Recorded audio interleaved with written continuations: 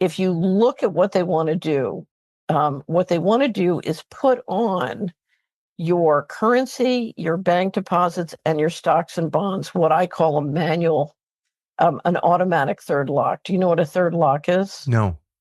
Okay, let me describe this. If you and I do a transaction and I want to buy a Tucker Carlson hat and you want to sell it to me, I give you cash, I get the hat.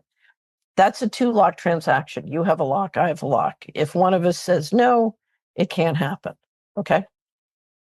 Let's say we have money in the bank and I want to buy the hat. I'm going to transfer money. I'll do an ACH to you for the cost of the hat. The bank has rules from the Treasury Department. It has sanctions. It has to know your customer rules. It has other regulations. And it has the ability to intercede and stop the transaction for those reasons. Okay.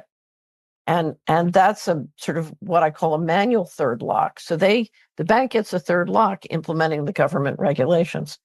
And so if you look at what happened to the truckers in Canada, they had not all, but most of the banks exercise that manual third lock under the direction of the government.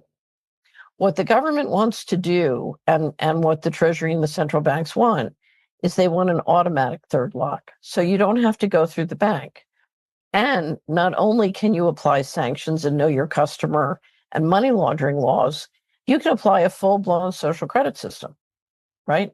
So I can make up a hugely complex rule system for Tucker and his kids and his grandkids. I can customize it for each one of you, and I can give you incentives and I can give you rules. And unless you do exactly what I say, I can turn off your money, or I can apply negative interest rates to your money or positive interest rates. I can raise your taxes without anybody having any say about it. So let me give you an example. Go back to the pandemic. If I say you're locked down and you and your family can't leave your house, your money won't work outside your house if I have an all digital system with an automatic third lock.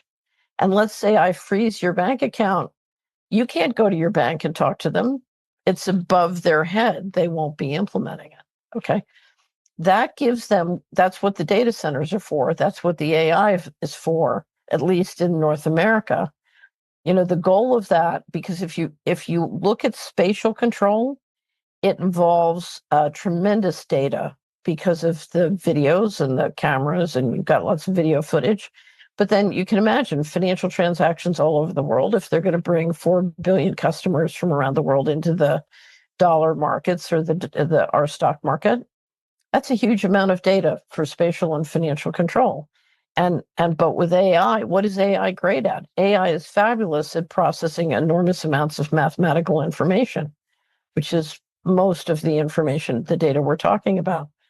And so if they can put a manual third lock in a social credit system for every individual and essentially automate the whole process with AI, then they have the ability, in fact, to control many, many people.